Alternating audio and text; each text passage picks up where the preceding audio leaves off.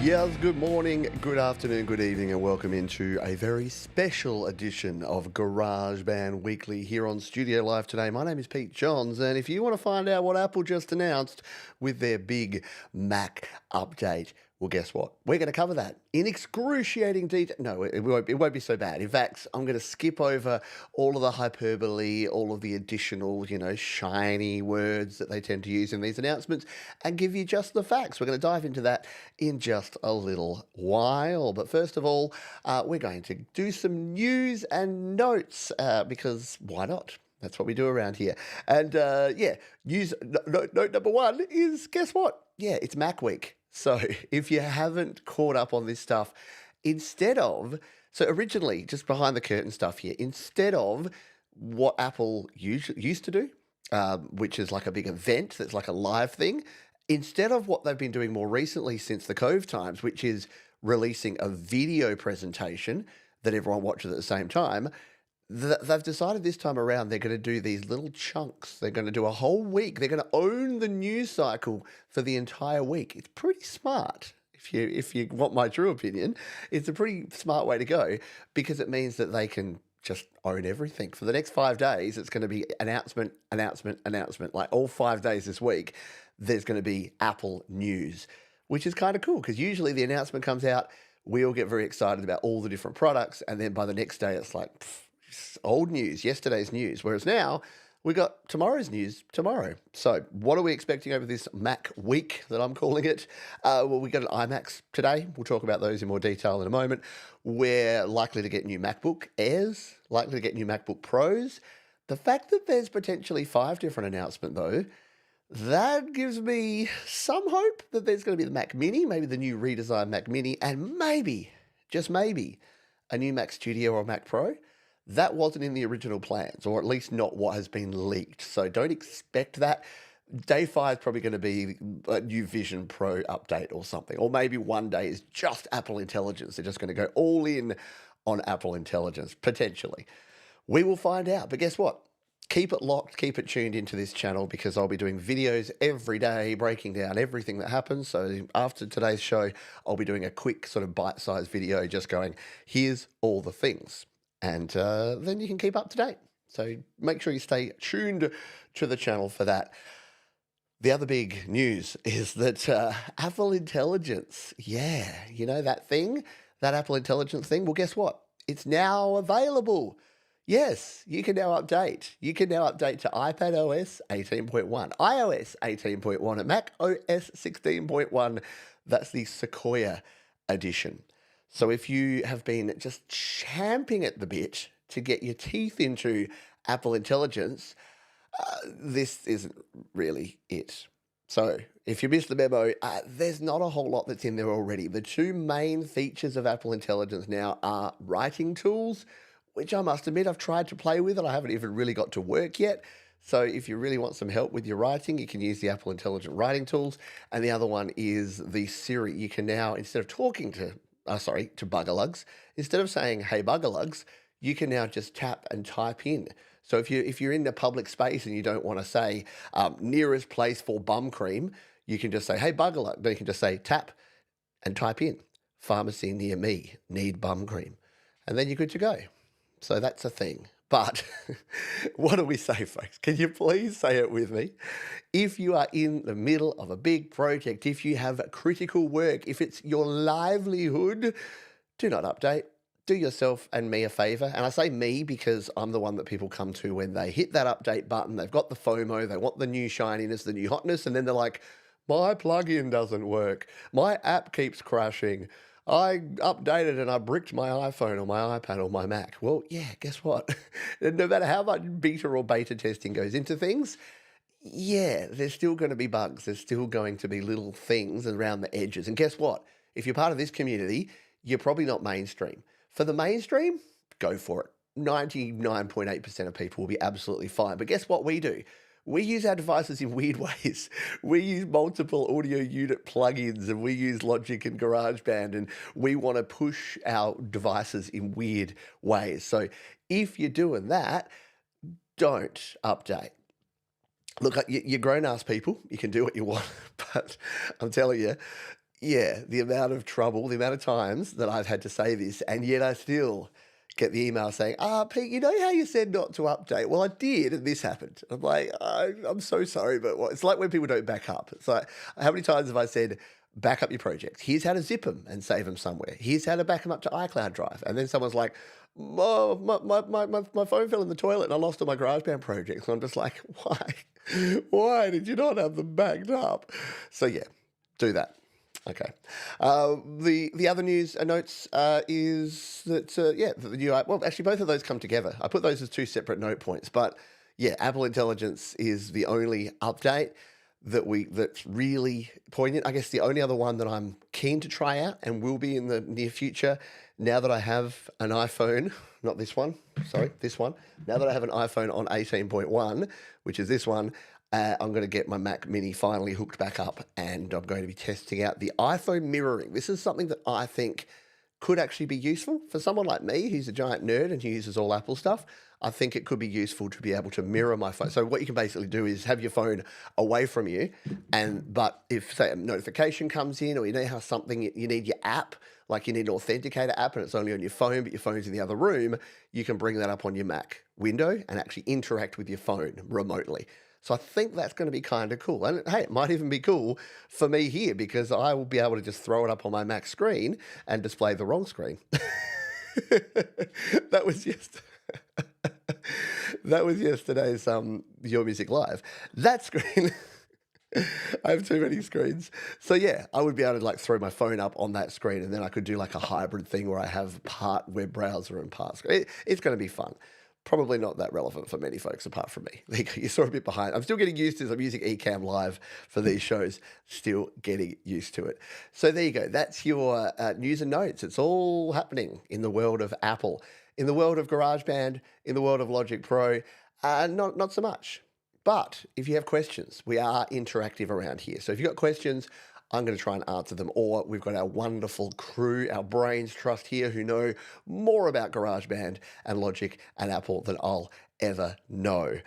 Good question. So we'll say hello to the folks who are here. So moo to you, Semtex Cow. What is Apple Intelligence? So yeah, that's probably a good point because I've buried the lead there. For those that aren't deeply embedded in the Apple ecosystem like some of us are, and trust me, it's not a good thing. It's not a brag. I'm not flexing. I spend too much time looking at Apple stuff. But what Apple Intelligence is, it's them trying to basically own artificial intelligence. So it's Apple's AI. So Apple's AI, they're calling Apple Intelligence, but it's on device. So the majority of what you're going to be able to do is actually on the device at the moment. So it's improvements to buggerlugs, which is that S word that we shouldn't say because everyone's devices will light up if we do. So the Apple Assistant is getting some tweaks. Not very many of them yet, apart from what I said before, where you can type to them now. And you're getting those writing tools as well. In the future, it's going to do things like and by the future, we don't know when, next year probably, it'll have features like it can go through your apps, it can have context sensitive information. So it'll know, like if you start searching for something like, what was that app that Jade sent me a message about 3 months ago, something to do with guitars? Then it can go back through your own stuff. And again, it's all on device and it's all secure and it's as private as if you were just scrolling through your own stuff. Then there's sort of the external stuff, which is what Apple are calling their private cloud. So some of the processing will be done by the cloud, in the cloud being the internet, away from your device, which is the one that I don't love because it uses up a heap of energy, which is not great. And then there's ChatGPT integration, which they have teased as well, and they re-teased it in today's video. By the way, there is a 10-minute video about the iMac release, which you can watch. You don't have to. I'm going to tell you everything and more right here, right now. You like Copilot, it has manners. Yeah, everyone's got their favorite, don't they? Everyone's got their thing. Just stay away from Llama. That's the Elon one, isn't it? Let's take it over, folks. Hello, Princess LDG. Hello to our wonderful moderator, Thomas Christ. I hope you are doing well, mate. We have Mark Bro here. We might be better off without it anyway. What was that? What was the first one? You won't get Apple until... Yes, so good point. And yeah, we probably won't cover that later. So you won't get Apple Intelligence unless you have at least the 15 Pro or the 16 or the 16 Pro. So... yeah, that's the thing. I've got 18.1 on this iPhone SE2. It doesn't do anything because all of the fun stuff is only if you have that. Yeah. Lots of Apple stuff going on here. Hello, Tremor Bear. Hello to you as well. Apples and oranges. Remember when there used to be a computer called the Apricot? Anyone old enough to remember that? It was like part of the fruit computer. It was around the time of the original sort of Apple II and the like. G'day, SM Borthwick. Always good to see you here. It's good that we do these shows at a reasonable hour now that we've had all the time, well, most of the time changes. Mark's updated both of his phones, no problem so far. iPad will wait until tomorrow. Yeah, if you're already on 18.01, this isn't going to cause you that many problems. It's a small update from 18.01 to 18.1, and I've had 18.1 beta on my other iPad, my second iPad, for a week. It's fine. Doesn't do anything wrong. Too dumb for anything. Well, see, that's the thing. If you lack intelligence, or if you're just getting older and the brain doesn't function like it used to, then you can go ahead and use intelligence, use AI, and have an external brain. Yes, the Cat Empire is a band, Australian band here. I saw them recently, and this T-shirt looked awesome. So I'm like, I must buy it. It's cool. Hello to the Mix Club. Hope you are doing well, Wretch. Thank you. By the way, Wretch is the Mix Club. The Mix Club is Wretch. I know there's that thing where people put like on a live stream and they put a name up and they're like, oh, hi, Indigo. And it's like, why is it called Sunset? Indigo Sunset. See what I did there? Yeah. Whoever said g'day to, I think I've said g'day to everyone. Yes, it is a big, Jade Stars here. Hello to you, Jade. Hello to Scott Kid64, I think I saw. Ultimate. Hello to you. Hello, chat. Yes. I'm not cool enough. I'm not a cool enough streamer to go through and to call you chat. Maybe one day. G'day, Al Davis Music as well. Yep, I did the same. Sifted through and went, what's in my wallet? Yeah, not $1,800. But yes, I'm sure for some people, if you were going to buy a new Mac, just wait a week, because either your new, yeah, the Apricot, how cool. The new Mac will be, the new Macs are being released this week. So if you're buying a Mac, wait this week. If you're not buying the new Mac, wait for the end of this week, because guess what? These are available to order. All the orders are going to go each day, and they're all going to be available and be sent out next week and available to buy next week. And what does that mean? Well, even if you're not buying the brand new one, it's fine, because you can just wait and then you'll get a better deal on an older one. Because guess what? M1 is still brilliant. M2, I know that they say, oh, iMac is brilliant. And it is, like, there's some improvements. We'll jump into those in a moment. But guess what? M1 is still brilliant. M2 is still brilliant. M3. And the weird thing is that the iMac was the only Mac on M3, and now it's the first Mac to go to M4, which is a bit weird, isn't it? Yeah, so we didn't even have M3 Minis or M3 Studios. Yeah, it's weird that it's the iMac that's gone. Yes, candy apples. We call them toffee apples here in Australia. We don't have candy apples. We don't have cotton candy either. We have fairy floss. So yeah, when you go to the show, and you get yourself a toffee apple and some fairy floss. G'day, Kenneth. Yeah, don't you love it? Cat Empire. They're a great band. If you've never heard the Cat Empire, they're a really good band, sort of Latin rhythms infused with sort of alt rock sounds, and it's just great. I saw them with the Adelaide Symphony Orchestra about a week ago, and they were outstanding. Candy floss, that's the other one, isn't it? Candy floss as well. Yeah, fairy floss, candy floss, cotton candy. Yeah, one of my children doesn't eat that anymore. Let's just say we went to Disneyland. Let's just say we all got like a norovirus.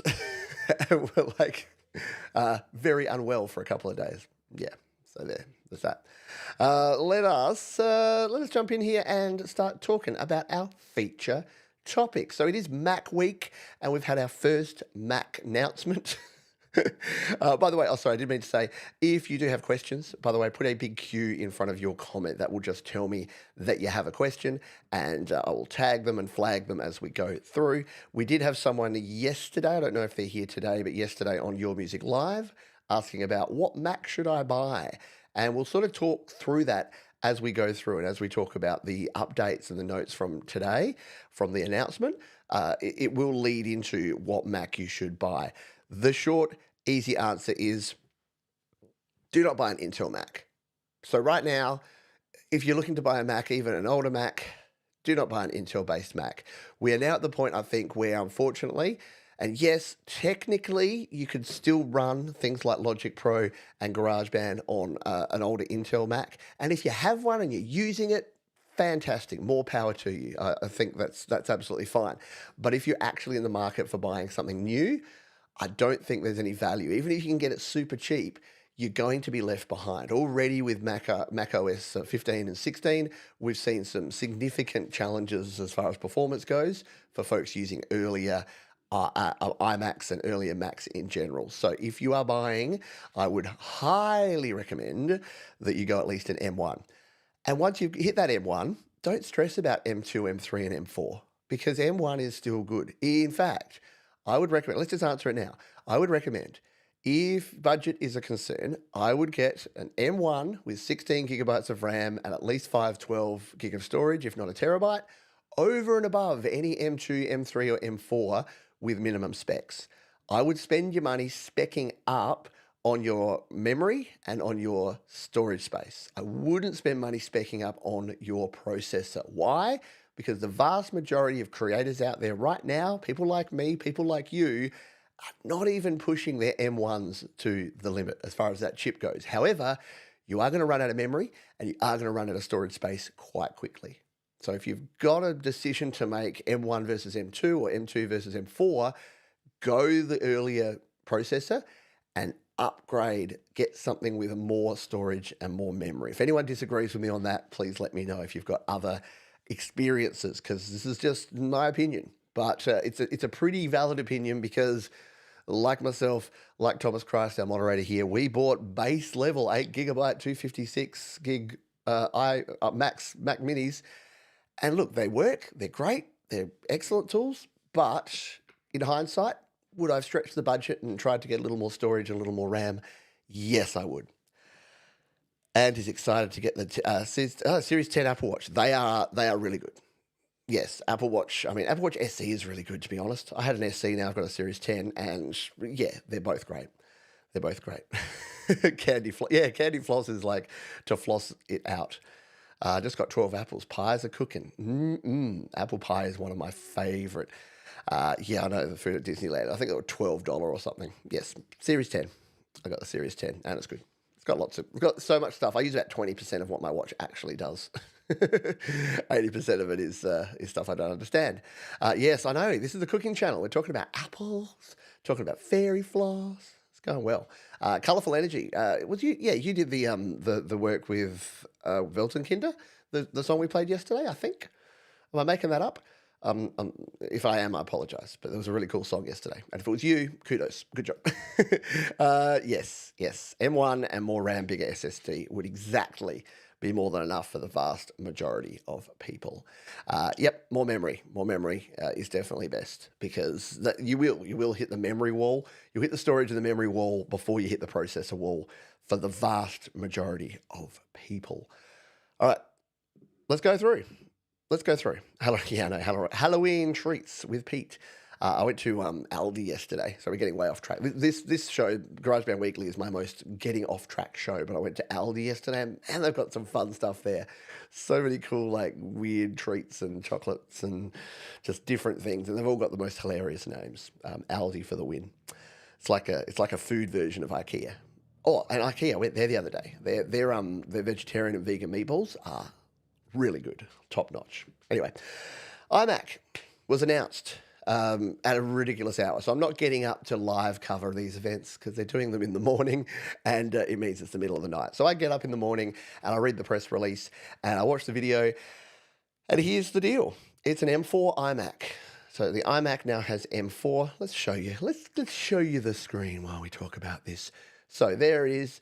It's the new iMac M4. We'll just embiggen it a smidge. Oh, wow. Apple does not want me to embiggen that page. There we go. So yeah, 24-inch Retina display. For those that were hoping that the display would be something new and shiny and brilliant, it's exactly the same, which is not a problem because the 24-inch display on the last one was really good. For those sitting and hoping and waiting and praying that there's going to be a 27-inch iMac, you're SOL. I don't think they're bringing back I think 24 is their sweet spot. It's their happy place. I'm pretty sure that every iMac from here on in is going to be a 24-inch model. And if you're looking for the smaller one or the larger one, I think you're going to be out of luck. So apologies for that. Yes, it was. Okay, cool. I was saying it, then as I got halfway through saying it, I'm like, wait, it was Colourful Energy, wasn't it? Yes, it was. Yes, yes, Mac Studio M1. Yeah, that's it. Mac Studio with M1 is great. M3 64 and 1 terabyte. Yeah, that's perfect. Yeah, I've got almost exactly that. I've got the M2 Ultra. Yeah, not Max. What's the middle one? Anyway, yeah, but basically, yeah. Apple do not like Australia, as Mark said before. They do not like Australia at all. The colours are nice, so yeah. Let's go through these. We'll make this a little interactive here. The colours are pretty nice. So before they had these pastel colours, and now we've got. Oh, I've realised that it doesn't show my mouse on the screen. That's handy. So on the left, you will notice the pastel colours, and on the right, you've got these new. I like the purple and that blue in particular. And of course, you've got a red one in the middle there, which goes faster. You can see all the brilliant. We'll order one in a little while, so don't stress. We will go through the details. I know, and they're fun. This is the thing. Why can't our phones have that much fun? Like the colors that they put on phones and any pro model stuff. Like, come on, those of us that like good quality gear, we lose out. We don't get the fun colors. I want a red one with that. Yeah, and by the way, we are going to jump all over the place here. Again, I'll be doing a sort of streamlined video that I'll be releasing later if you just want the facts. But, excuse me. But yes, if you prefer a 27-inch screen, do exactly that. That's exactly what I've got. So I've got the LG. So there's a very nice LG 4K monitor that I've got, which is brilliant for me. It's the ultra fine ergo, I think it's called.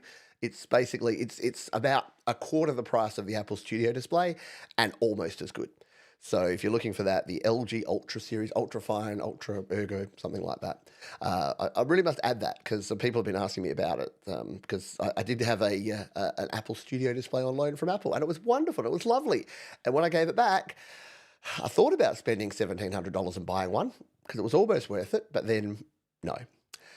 Yes, we will get to this, Mark. Yes, absolutely. It's in my list of things to talk about. We'll do some comparisons in a moment.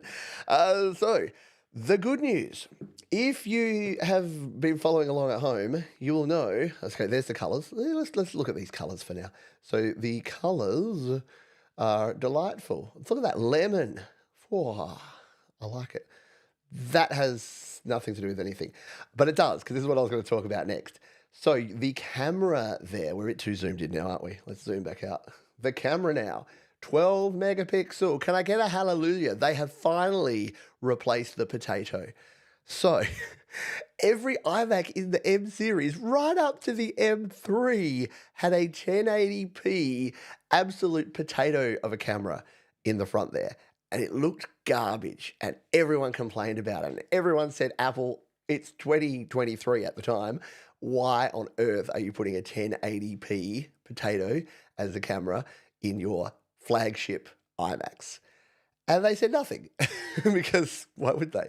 But yeah, they finally replaced it with a 12 megapixel center stage camera. So everyone that's been complaining that their little vampire children don't look good enough in their calls to grandma, now they will. Now grandma can see their little devil child and everyone's going to be happy.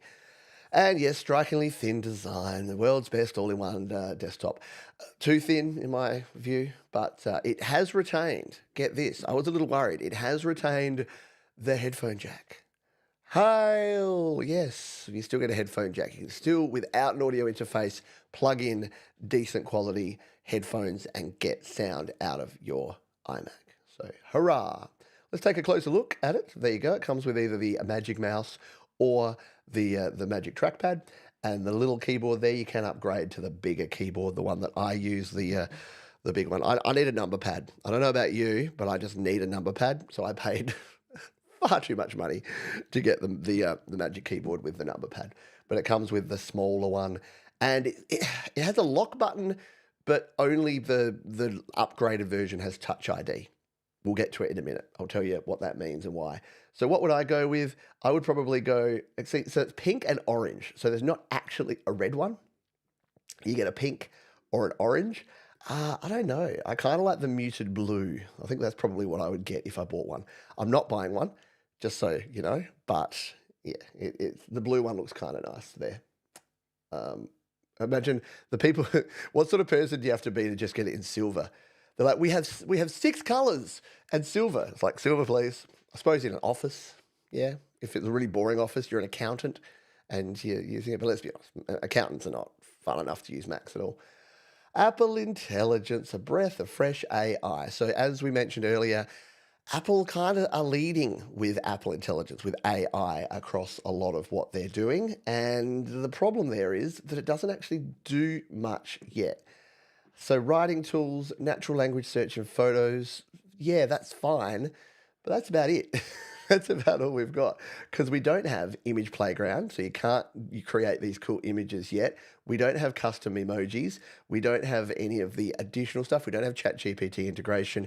We don't have integration with your calendar and your emails to sort of source data and scrape data of your own. So yeah, it is there, but it's not doing anything. It's not doing anything for you just yet, but it'll be available. So any M series computer, and that's the thing. That's probably the good news for anyone out there that's like, oh, I already have an M1 or an M2 or an M3 Mac. I can't afford to buy an M4. You don't have to. I don't know. And they talked about this in their specs. So with the specs, this iMac is, what did they say? They said it was 6 times faster than an Intel iMac, which, yeah, fair enough. But that's like saying that, who's that really fast guy? The sprinter guy? He's 6 times faster than me. It's like, yeah, you're comparing apples and oranges there, Apple. Me and why can't I remember his name? The guy that did that. Fasty McFast. Hello, Puck Jones. Hope you're doing well, my friend. Where are we? What are we up to? Yeah, but it's 2 times faster than the M1 iMac. So yeah, it's only 2 times faster. Like, M1 is already really fast. Don't worry. Yes, great powers come with great privacy. So Apple pushing their privacy, and of the things that I do trust Apple with, privacy, pretty good. Like they've got a pretty good record. Based, like if you consider, of all the companies that I've used that have lost, sold, got my data stolen, Apple isn't one of them. Apple haven't ever had that. And touch wood, they haven't had a major data breach in ever. I mean, I'm sure they have had some. There's been 0-day exploits. There's been problems with operating system updates and things. But in terms of like, yeah, being able to not sell my data to Russian gangsters, they do a pretty good job of that. There's the Magic Trackpad with the bigger keyboard. They're the ones that I use. I like those ones. Hello, Rise of Dark Leela. Performance is good. It's going to run all your stuff. So there's the thing. So up to 6 times faster than the most popular Intel-based iMac. So not even the fastest. So a middle-of-the-range iMac from 2017, it's 6 times faster than it. It's like, who cares? Up to 2.1 times faster than the M1. Up to 2 times, yeah. And up to 4.5 than the popular Windows all-in-one. Most popular Windows all-in-one. And you got a little sub note there. So what is that actually? Number 4. What is it comparing it to? Testing. Course, yeah, all-in-one PC with a Core i7.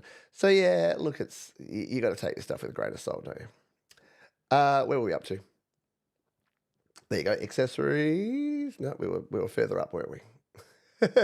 There's so much in here, but I figured we'd go through it just to see. So yeah, performance good, very fast. Display, real pupil pleaser. Display's the same. The only difference is the camera, which we've already talked about. But 24-inch Retina display, 4.5. What is it? 4.5. 1080p K, 4.5K monitor. Camera, mic, speakers. So yeah, they have what they call their studio quality microphones. They're not studio quality microphones. We know that. You know that. Not what we would call studio quality, but basically better than your answering machine. Better than that little speaker that under your computer that goes beep when you turn it on. But the camera is definitely improved there. And the microphone is fine. I've spoken to people using iMacs, and yeah, it's clear. Like you wouldn't record audio like for music on there, but in terms of the actual, well, we can dive into them, can we?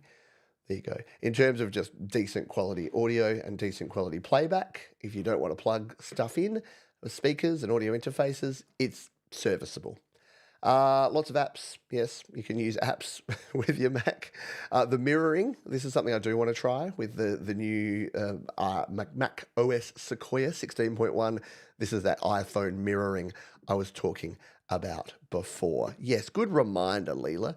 If you do like what we do around here and you're thankful that I find this stuff out and talk to you and have a conversation about it instead of making you watch all of the advertising, then do hit the like. New App Store stuff. Yep, you can download apps from the App Store.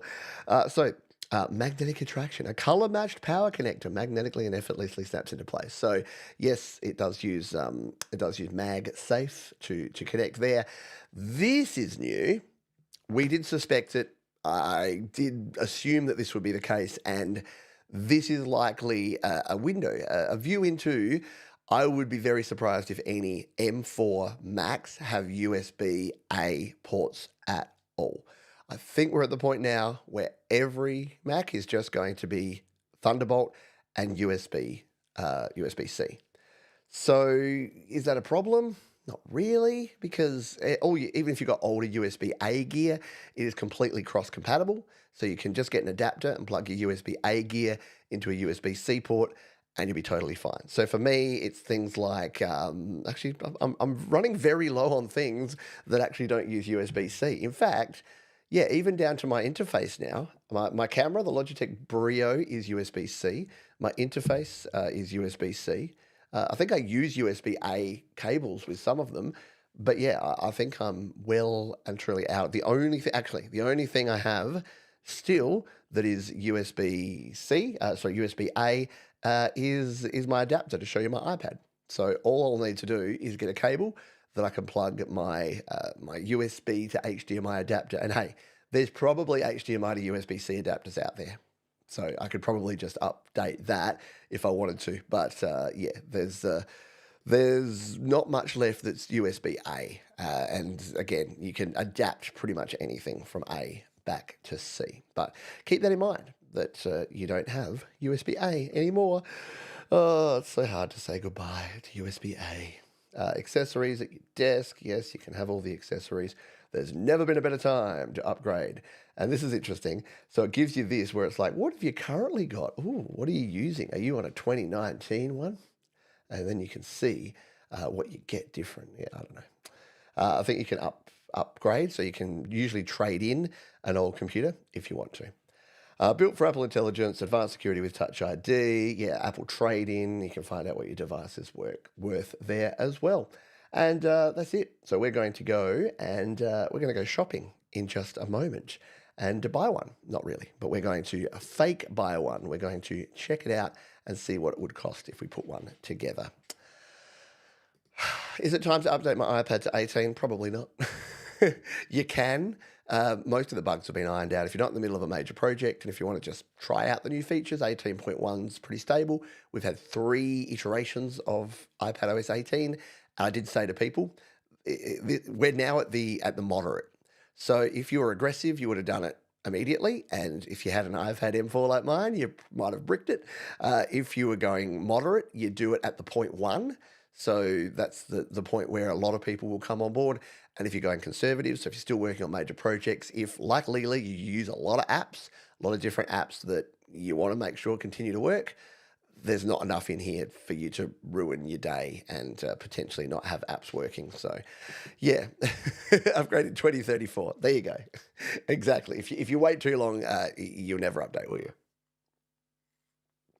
So yeah, you got to balance it. It's about right. It's about time. It's about time to update it. All righty. Ed Zielinski, hello to you, my friend. It's becoming more about Appleifying everything in your life than the new cool things. Yeah, look, this is a good point and an interesting point. So Apple are deliberately selling lifestyle. And this is just a change. This is just something. So I talked about this with the iPad mini when that was announced a couple of weeks back, that everyone was complaining about it because they were looking for the new hotness. They were looking for the cool new thing. They were looking for the new feature the new shiny thing that they could flex on and say, look, I got the new one because you can see it's got this thing that nothing else has. The problem is we're out of stuff. Like we've got nothing really left that we can do with these things. It's going to be iterative from here. I mean, AI is probably the new hotness, which is why everything is being led with AI at the moment. So whenever you look at something, whenever Apple is selling something, I mean, look over on the page. We were just looking at here. It's like, hello, Apple Intelligence. So it's right there front and center with everything, even though you'd argue that Apple Intelligence is not even really here yet.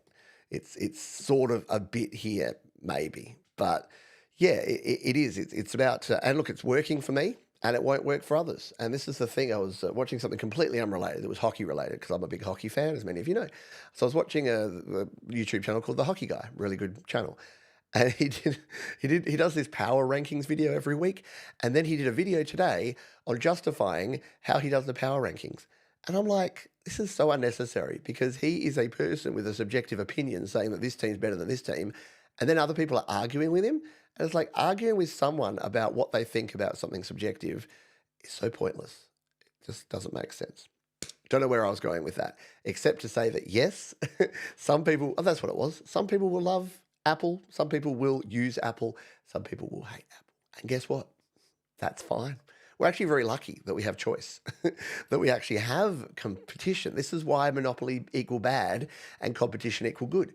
Because what will this do? Well, it will make Microsoft and it will make Intel and it will make, who's the one? The Qualcomm, and it will make NVIDIA. It'll make all of those people have to keep working harder and it will make them compete to give us better products for more competitive prices. So if you're a PC user, I wouldn't bash this. I'd say great.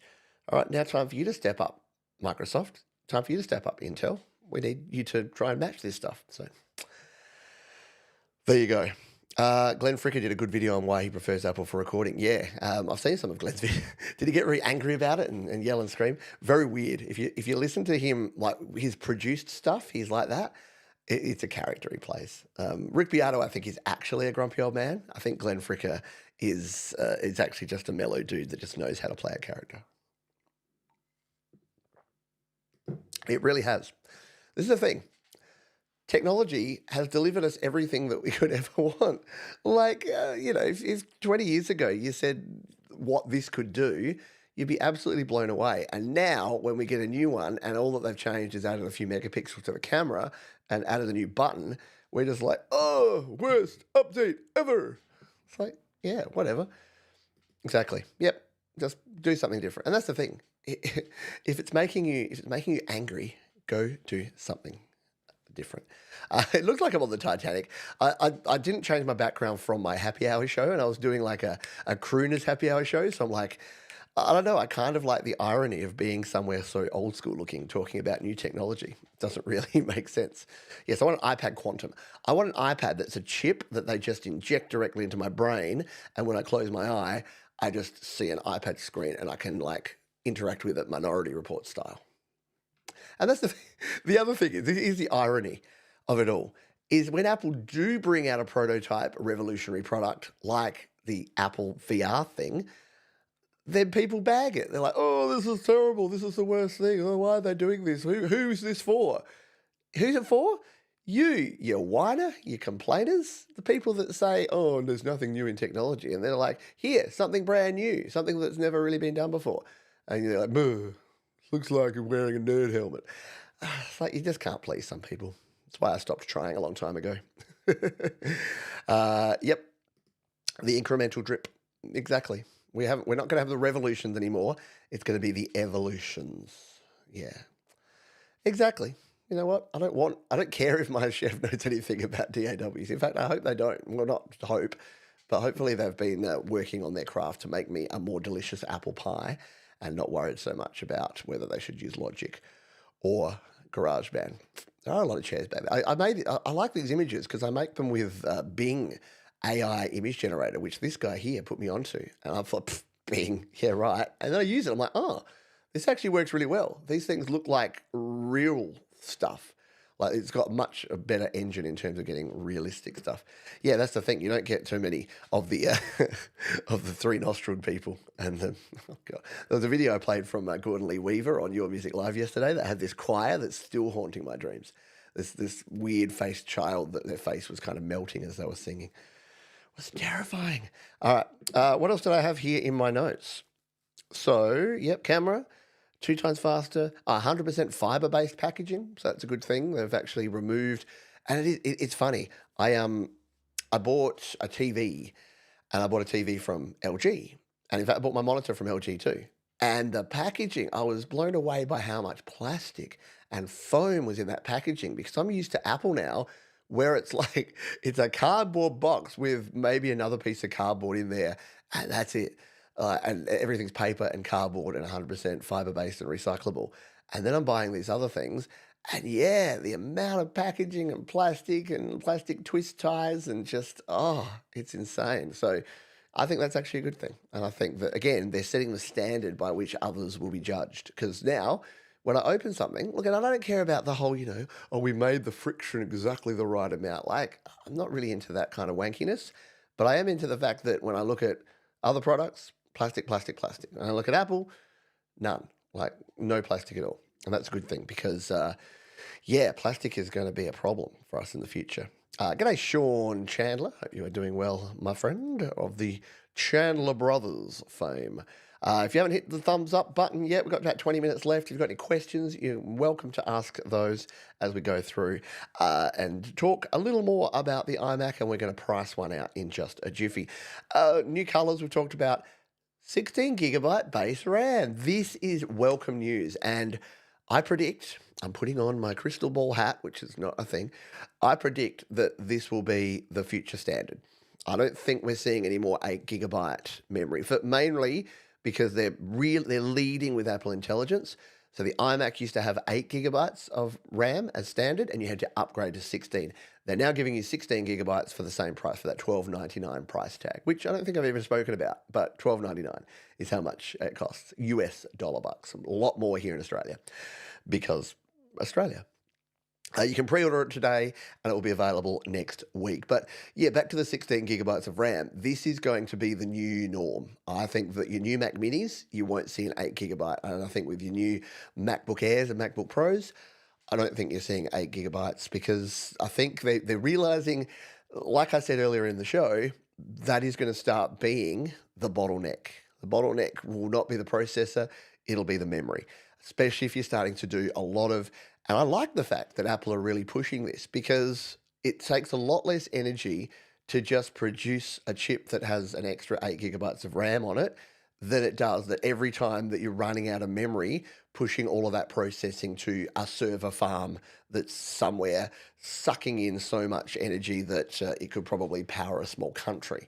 So I'm all about that. I think that the more that you can use locally, then the more energy efficient you can be and the less. Because again, it's not only the fact that it's processed externally, but think about just the infrastructure of getting the requests to and fro. So yeah, you need to have the big fat bandwidth pipe, which also needs to be run. Like this is what we don't think about. Like every time you're watching a YouTube video right now, my computer is doing a lot of the processing and I'm pushing it out to YouTube. But then there's bandwidth, there's pipes that are going between Australia and your location that are carrying all of that data, and that's being powered. All those pipes are being powered by something. And then at the other end, YouTube are actually processing that as well to serve it out to you. So there's a server, there's a computer chugging away for every one of you watching this stream right now. And hey, I get 20 to 30 people watching my streams. Imagine streams where there's thousands of people watching. Yeah, and we wonder why things like Twitch can't make profits because the cost for the energy to produce all this stuff is quite astronomical. So I say all that to say, don't stop watching live streams or my videos. But anything that you can do that's processed locally is going to be an energy saving. And that's why I'm all about it when it comes to Apple Intelligence. What memory does it use? We'll go into the specs actually. That's a good point. It uses can't remember. It's SD RAM 4 something something. It mentions it. Let's buy one. So let's come over here and then we'll go to the spec sheet for anyone that likes the nerdy details. Let's come in here and buy one. So we can pre-order it right here, right now, and we will do just that. Have a little sip of coffee while I get my wallet open. So here is your options. Oh, the other thing is two different chips. So there's one, so both M4, one's with the 8-core CPU and GPU, and one's your 10-core CPU and GPU. Both of them come with 16 and 256 storage. Would highly recommend upgrading that storage. We'll do that in a moment. Or you can go with one that already has the 10-core, the 16 gig, and the 512. The other big difference between this one and this one, as you probably see here, is that this one only has 2 ports, and these ones have 4 ports. This doesn't have gigabit Ethernet either, which is a bit weird. So if you're going to be, so this is more for your only using Wi-Fi, not plugging in a lot of peripherals, just that sort of standalone PC you put in the corner. And this is, I think, so that they can have one that gets out the door for $12.99. I would highly recommend not buying this. For $200, I would buy this because you get gigabit Ethernet, you get an extra 2 ports, and so you're not going to be living the dongle life. And if you plug it into a high-speed network, you're going to get the best performance. Otherwise, yeah, like what 100 base internet? What is it if it's not gigabit? It must be very slow, or maybe it doesn't have Ethernet at all. In fact, I think that might be the case. I think it has no Ethernet, so it's only Wi-Fi. I could be wrong on that. Let's find out. So there's the specs there, and there you go. You have a pre-spec'd out one. I didn't realize that because it was on a separate page because I'm a bit zoomed in. So you've actually got a 4th model here, but this is just the model from before, but with 512 and 24 gigabytes of unified memory. So that's probably the one I'd go for, like, because it's already pre-configured with everything. But what I will do is let's just assume that you wanted this one that's already, we'll go the one with 512 because we'll just be increasing that. So if you wanted to have it with your 16 gigabytes of RAM, oh, here's the other thing, nano textured glass. I'm going to add that to my notes here. Oh, I did. I had it on my notes. Okay. I need to look at, sorry, I'm making notes for my video as we're doing this. Gigabit Ethernet. It might just be that it doesn't have Ethernet at all. So you can upgrade the memory to 16 all the way up to 32 on this particular model. You can add more storage. So I'd probably go to the 1 terabyte of storage and probably 24. Let's spec it. Let's go nuts. So if we went to 2 terabytes and we went with 32 gig of memory, you got the Magic Mouse. You can add the Magic Trackpad instead. Okay, so you can change to the trackpad for an extra 50. And you can go with the Magic Keyboard with Touch ID or the number pad one, which I would recommend because number pads. And then your pre-installed software. You probably don't need Final Cut or Logic Pro. Then you can go watch some Apple TV, get distracted by that before you finish buying it. So 2729. So not super cheap once you start speccing it out. But yeah, this is where the deceptiveness of, not deceptiveness, but I guess they lead with from $12.99. I don't think that $12.99 iMac is one that I'd buy. Let's go and look at the nerd details, shall we? Where are my nerds at? Hands up if you love the nerdy stuff. I love the nerdy stuff. Let's jump in here and compare. So this is a great place to compare things. And what we can actually do is compare the current desktop. So we're going to compare the 2-port iMac with the 4-port iMac. So we can compare those two there. And we'll also bring up the previous model. So the iMac, we'll compare it to the M3 with 4 ports, because I think these two are the more direct comparisons. I don't know that I'd even recommend considering the 2-port version, because I think we're going to find as we go through this comparison that it has too many limitations. So the only difference here, display exactly the same. Chip goes from M3 to M4. We're not talking the Pros, we're not talking the Macs, we're not talking the Ultras, we're just talking the regular ones. You've either got the 10-core. The old one only had 8-core CPU, 10-core GPU, so pushing a little bit more into the processor. You can go up to 32 gigabytes of memory instead of 24, which is good. You can go up to 2 terabytes. Now, here's the thing. So the Magic Keyboard with the lock key. So with the cheaper one of the sacrifices you make is that you don't get the Touch ID. You only get a lock key, meaning that you lock it. You can tap that same key, but instead of it using a fingerprint sensor, it just locks your Mac, and then you have to use a password to get back in. So not so great. All right, here's the compute, as they call it. So there's all of our cores, the 4 performance cores, 4 and 6 efficiency cores, 4 and 4 on the old one. So you've got an extra 6 efficiency cores. You've got your hardware accelerated ray tracing.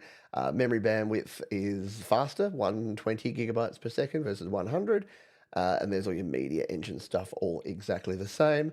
Apple Intelligence will run on both of them. There's your memory sizes. So the big change there is it goes from 8 up to 16. Storage options are pretty much the same, except we now have, oh no, we always had 2 terabytes there. There's your display, exactly the same, no changes there. Size and weight, it's slightly heftier. I don't know what that is. Maybe that's what that extra 8 gigabytes of memory weighs. The camera, hooray! It goes from the 1080p potato to a 12 megapixel. I still only got 1080p HD video recording, just so you know. Audio, unchanged. Absolutely the same as it was before. Keyboard, unchanged. Wireless, the same. Is it? Yeah, all had Wi-Fi 6E already anyway. The ports, so here's the big difference here. Configurable, okay, so the port configurable with gigabit Ethernet. So that makes me say or think that you don't get any Ethernet if you don't add that. That's very strange. But I think it's because the network port is like in the cable, I think, from memory. Does that make sense? I think so. You've got your secure authentication, so you can configure it with Touch ID. You can use Apple Pay. You can use video call. All of this is just software-related stuff here. It didn't tell us the specifications of the RAM, did it? Huh. I thought it did. It definitely does in the spec sheets for the iPads, but it gave us all this information. So there's the compute. It's got the memory bandwidth, but it doesn't tell us what type. It just says memory. It tells us what type of memory it actually is. It's something like, yeah, SD RAM 4 something something. I don't think they don't focus a lot on that sort of thing. Like with an iPad, they barely tell you the actual memory of it. Let's just see if there's any more deep dive spec sheets that we can find on here on the actual Mac site. So if we don't want to pre-order it, we can watch the announcement, which we already did. Tech specs. There we go. At a glance, prices. Where's the deep dive detail? This might be the same stuff that we had. Yeah, it really doesn't want to tell us anything more about the memory. Like, this is the tech specs. This should be all of the nerd stuff. 2 Thunderbolt, input, wireless. Yeah, there you go. Does not tell us. Oh, you get a polishing cloth. All right, sold. I'm in. Polishing. Oh, you only get the polishing cloth with the nano texture. No, configure to order. Gigabit Ethernet. Yeah, so I think that Gigabit Ethernet, it must just not have any Ethernet at all, which is a little bit weird. Yeah, that's the thing. It would be good, and I'm sure it's had it in the past. So I'm sure there's people that have these right now that will be looking at it. Yeah, and it's system on a chip, so it's all embedded. So there's no upgrading possibility. Yeah, network port is in the power brick. That's right, and you have to get the one with the particular power brick that has the Ethernet in it. Otherwise, you don't get Ethernet at all. So that's something to be aware of that I'll include in my more detailed video. Hello, Joe and Barry Glenn. Hope you are well. Yeah, that's the thing. Because it's system on a chip, it's not like, oh, it's a matched pair of 16 gigabyte, blah, blah, blah. Yeah, I know it's taken me a while to get out of my my PC head, which was all about the specs. It was all about how can I upgrade it and what exact types am I using in there. But Apple do not live in that world. So there you go. Quick sip of coffee. What do you think? Are you excited for Mac Week? Look, it's good. It's not. I kind of like the fact. I think they're smart. So I think that Apple have been smart in the way that they've positioned it this time around. I think it's going to make them part of the news cycle for longer. I think it's a good thing for consumers because by the end of the week, we'll have the full complete range of Macs out. I guess it's a little bit harder because I can't now really definitively say which Macs you should or shouldn't buy because we kind of have to wait for the rest of the week. But I think it's actually it's good, the right direction. The fact that the prices haven't gone up. There's not much in the world at the moment that the price hasn't gone up with. I think if you're looking around, I know for me, all the services I'm using are going up. A lot of the products I'm using are going up. Inflation has been massive and a huge problem. Cost of living is a huge problem. The very fact that they can produce these pretty nice products and the price over the last 6 years has not increased substantially. They've kept it at that base level. And in fact, some of them have gone down. Like the Mac Mini went from $699 down to $599, like $599. That's kind of ridiculous. So I'm really looking forward to seeing what Apple do with the Mac Mini and the MacBooks, because that's going to be the big announcement. Yeah, and that's the thing. Less greedflation is a good thing. And a lot of companies have not abided by that. If you've tried to travel lately, yeah, the cost of hotels is through the roof. The cost of travel, flying anywhere, is through the roof. Yeah, the cost of your weekly grocery shop has gone up like by about 8% over the last 2 or 3 years. Like it's ridiculous. Inflation is big, and it is greedflation again. And Apple have every right because they're a publicly traded company with shareholders to answer to. They would be more well within their rights. I bet their shareholders were hoping that they'd push the prices up because they can, because they're Apple and people will still buy them. If they're $12.99 or $13.99, people are still going to buy them. But the fact that they've kept the price at $12.99, I think you've got to give them a bit of credit. Yeah, look, I know a lot of people are like, oh yes, give that $2 trillion company credit. They've really done well by their people, Pete.